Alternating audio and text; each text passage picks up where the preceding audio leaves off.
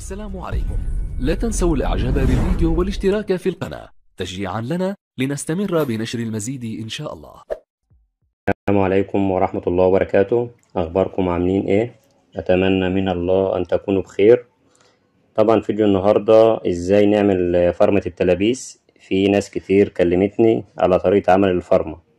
احنا دلوقتي التلابيس اللي معانا المقاس بتاعها 26 في 48، ده مقاس القطعة على بعضها عشان نطلع التلبيسة 16 على 32 زي ما انتوا كنتوا شايفين كده. أنا كاتب لكم على الصورة.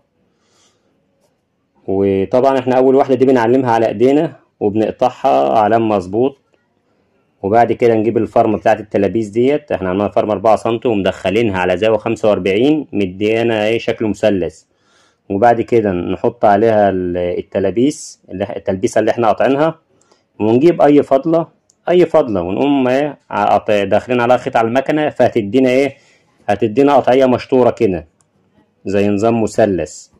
طبعا المثلث ده بيختلف من كل فرمة لفرمة على حسب التلابيس.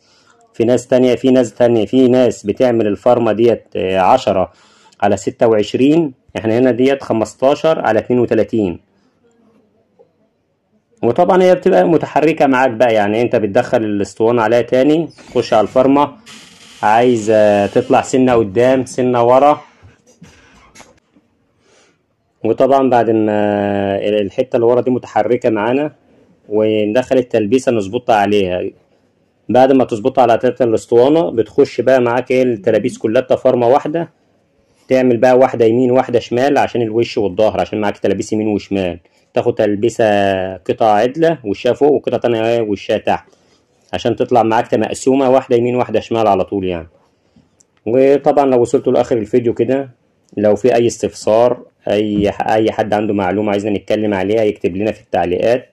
وما تنسوش اللايك والاشتراك لو انت مش مشترك في القناة. والسلام عليكم ورحمة الله وبركاته.